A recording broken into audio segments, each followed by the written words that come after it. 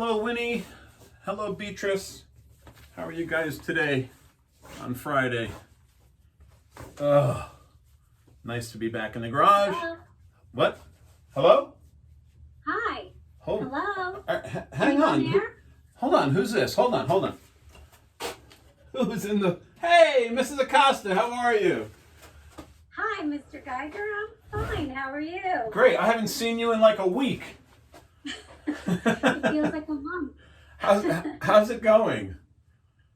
It's going. Still working hard over here. I know. It was a lot of work this week, and I think I'm so proud of the way the middle school is doing things. But how are you doing at home? Your daughter's home too, right? Oh yeah, that's a lot of fun. We are home together, and trying really hard to maintain a really good balance in everything we do every day. Yeah, the I'm balance. hoping our kids are doing the same thing. I'm sure they're all trying to figure out that balance. Yep. Go ahead. Sorry. Oh yeah. Some of the things we've been doing is we completely made sure we had a designated space just for work.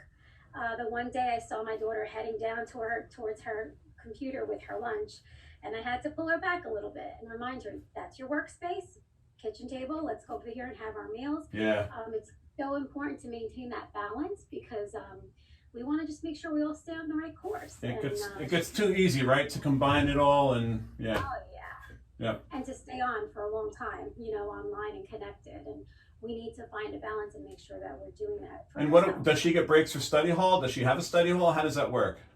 Yes, she does have a study hall in her schedule.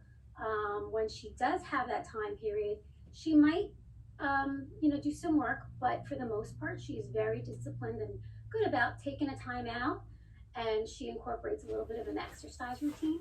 Some of you might remember the day of these, the CDs that we have. We have a CD collection and a DVD collection, and she dug them out of our storage and found some exercise routines that she does complete on a daily basis. So I think that's helping her stay focused and grounded and doing what she needs to do to keep doing good schoolwork and moving along. Yeah, it's going to be it's something that we have to learn how to do as a whole new thing. So it's important that we, like you say, just maintain that balance. And now that we're into Friday night, time to breathe, right?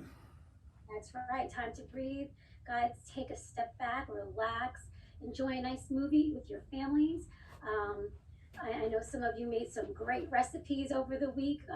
Counselors shared pictures of some of the treats. I think the screen froze for a second.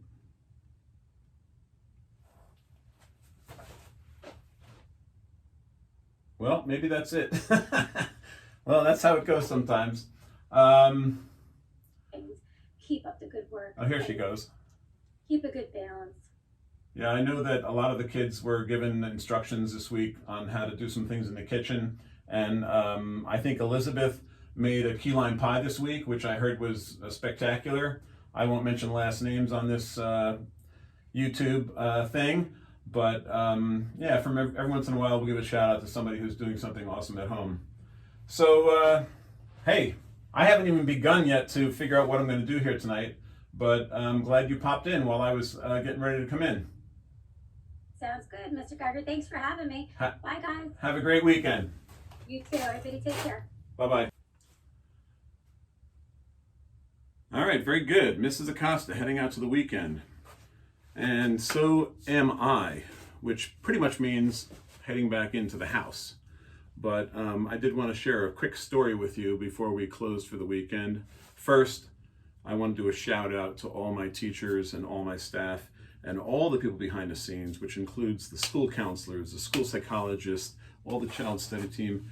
I mean, it's amazing. The people that you see on a daily basis on the screen at your home are obviously a huge part of what's going on in your child's life right now, but there is a multitude of partnerships and support people and so many other things going on behind the scenes that aren't in the Zoom screen and don't have access to the Google Classroom. But at 12:45, when those teachers hit lunch, they're all obviously taking a well-deserved time off, But I know even during that hour that they're allowed to have away from everything, they're chatting and planning and figuring out how to do things for the next day.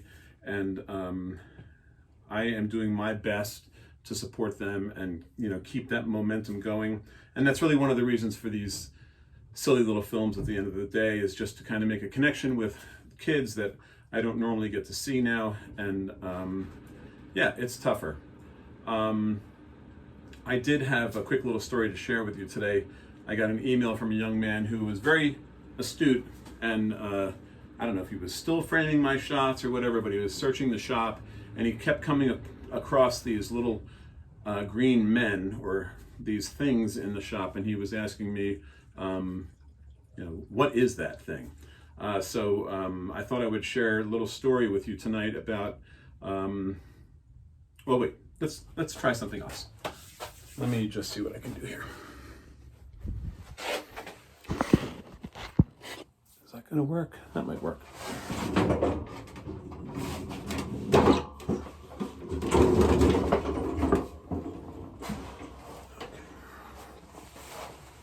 I think that might work.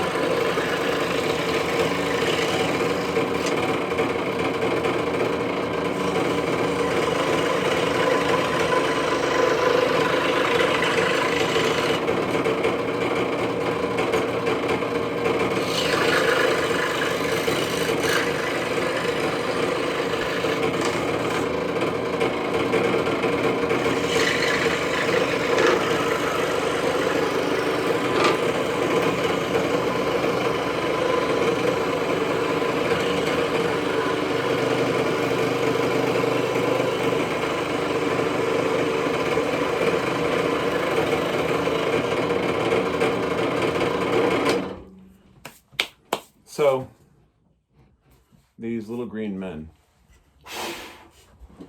and by the way, this is very good pine wood. If I was cutting more than one of those, I would have certainly worn my face mask. But for a 10-second quick cut, I do have eye protection on, but I didn't think a face mask was necessary. There are some woods that you would not cut a single stroke without having a very, very good mask on. You don't want to breathe in some of the stuff that is made to make these woods when they're embedded with glues and all kinds of things. It's really bad stuff. But getting back to the little green men. So, I don't know, honestly, if Winnie and Bee are listening as intently as you guys are. But I've started making these things for them to play with, some little wooden toys that they can stack. I'm thinking about making a puzzle or two for them. And this all leads up to the point that these little characters that I've developed actually come with a story.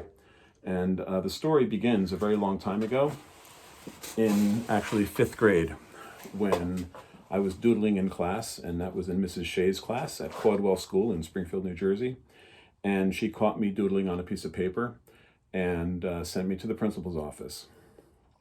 And when the principal sat with me to talk to me about being so bad in class, she asked me why I was doodling that thing, and I was very truthful with her that my friend and I were making these characters, and we were putting sayings above them and making jokes and cartoons about things. We weren't making fun of people, but we were making jokes. And my 5th grade teacher decided to punish me by forcing me to write a story about these little characters. And so I sat at recess instead of playing ball with everybody, and she made me write down a quick little story about these things. And these are, they've never left my mind. It's kind of weird, but for all these years, I've always thought about these guys. And that small little story that I wrote in 5th grade eventually became a bigger story when something occurred in my life where I had some time to sit and think a little bit more about my writing. And so Mr. Geiger is a keeper, and by that I mean I have kept a lot of things over the years, and one of them is this. And I'll share that with you. So,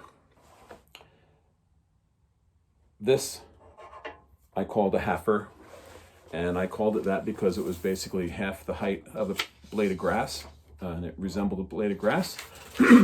And so I wrote a story about these guys. But I want to read you a letter I got from Simon & Schuster, who is a publisher of children's books, when I sent them the story. Dear Mr. Geiger, thank you for thinking of me for Heifers in the Grass, which I read with special interest. I'm sorry it's taken me so long to get back to you. Unfortunately, I cannot offer to publish your manuscript. I didn't even know it was a manuscript. But anyway, although this is a magical story, the subject matter you've chosen seems better suited to a picture book than to a middle grade reader. I am not convinced that this story would engage this older audience. I appreciate the opportunity to consider your work and wish you the best of luck in finding the right editor. Well, that was in April 15th of 1999. So that's 20 years ago that I got my first rejection letter. I got one later on from Pixar, who said basically that they do their own work. Thank you very much. So that book never went anywhere. But I didn't stop there. I didn't let that stop me. And I decided to publish the book by myself. And I did self-publish, if you will. And I threw it on Amazon.com. And I am not expecting anyone to go online and buy this book. It's not, it might not even be worth the $3.99 that they put as a price tag on it. However, if you have a Kindle reader, you can get it for free if you belong to their subscription. And the name of the book is Edalb, which is the word blade spelled backward. And it's kind of an adventure story. And I would say it suits a 4th grader who reads well, or a 5th grader. And or perhaps a 3rd grader if mom or dad wants to read to them. It's just a notion. Here we are stuck at home. Just an opportunity for you guys to read something for free. I do not want you to buy this book. If I hear you buy this book, I will be sending you $4 in the mail. But I just thought I would share that story with the youngsters tonight, with my students tonight, because I wanted them to know that, you know, the things that you're thinking about now that you think you can't do, you absolutely can do. And to think about things while you're home and away from school, don't let that energy, that writing energy that you might have, stop you from working hard and trying to propel yourself into doing things with your writing. It's all worthwhile, and I know if you put your mind to it, you'll come up with something. And in this day and age, how publishing is so easy, and how going online and sharing through a blog or other media online, YouTube even, it makes it even more worthwhile when you can share those kinds of things with people who share your interests. So without further ado, which means, children, without anything further to say, I am going to say goodnight today, and hope you guys all have a wonderful weekend. And I will not be publishing over the weekend. I think I need to clean up a little bit in here to make it more presentable. But I will see you again on Monday. And in the meantime, stay strong, stay healthy, keep learning, and remember, I'm learning as well. So Winnie and Bee, one day, maybe you and I can get together and we'll play a little bit. Have a good night, everybody.